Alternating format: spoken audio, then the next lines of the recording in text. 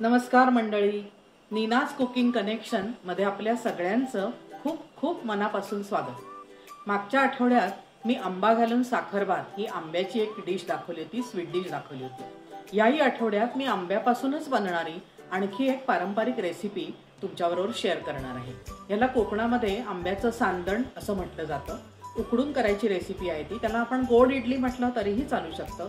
तर आपण ती डिश आज करूया। तर लगेचच बघूया त्याचं साहित्य बघूया।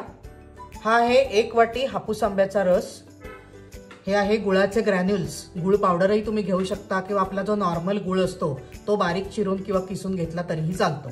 त्याच्यानंतर आहे 1 वाटी तांदूळाचा रवा आणि हे आहे मीठ। आता आपण वळूया कृतीकडे। आता आपण हा तांदूळाचा रवा सर्वप्रथम भाजून घेऊया।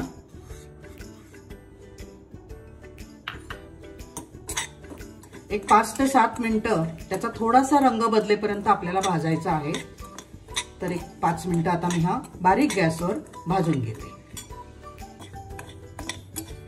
आपला रवा भाजून होत आलेला आहे। हे बघा त्याचा रंग बदललाय, स्लाइट गुलाबी रवा झाला की आपला रवा भाजून झालेला आहे। त्याच्यामुळे सांदण ना खूप हलकं होतं।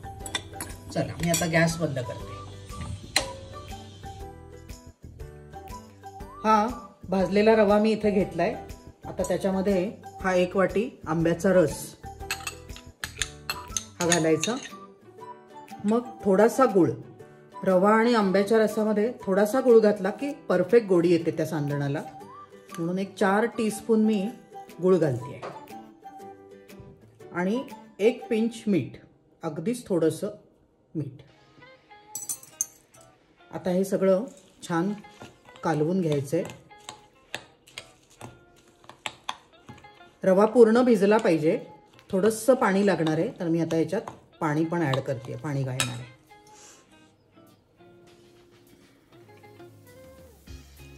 बघत बघत घालायचं, एकदम घालायचं नाही। पण साधारण आपण ढोकळा वगैरे बनवतो त्याची जशी कन्सिस्टन्सी असते तशी ह्याची असली पाहिजे। अजूनही थोडंसं पाणी चालणार आहे।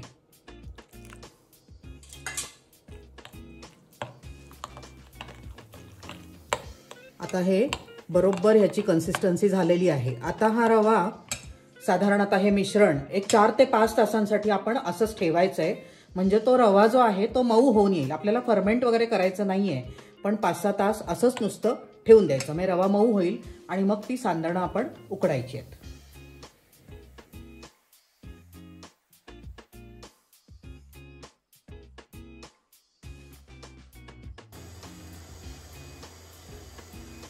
हे आपलं 4 तासानंतर तयार झालेलं मिश्रण आहे।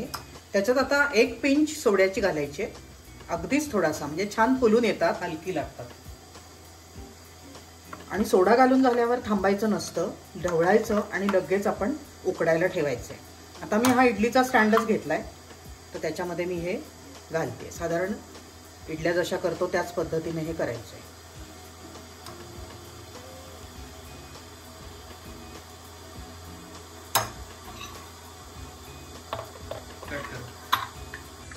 तर आता हे आपण उकडायला ठेवूया। साधारण 10 मिनिटं मीडियम हाय फ्लेमवर आपण ठेवूया।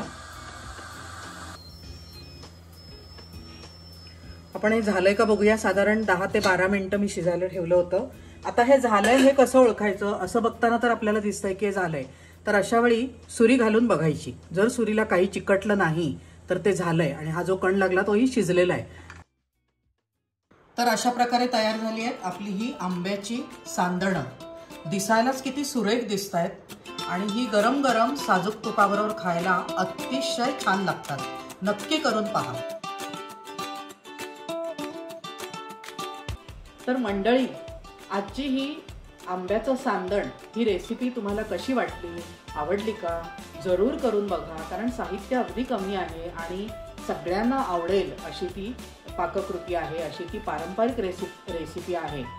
आणि तुम्हाला जर माझी रेसिपी आवडली असेल तर लाईक करा, इतरांसोबत शेअर करा, सबस्क्राईब करायला विसरू नका। नक्की कमेंट करा, तुम्ही केलेल्या पाककृतीचे फोटो काढून मला पाठवा आणि आपण असंच नव्या नव्या पाककृतींसह परत भेटत राहूया। धन्यवाद।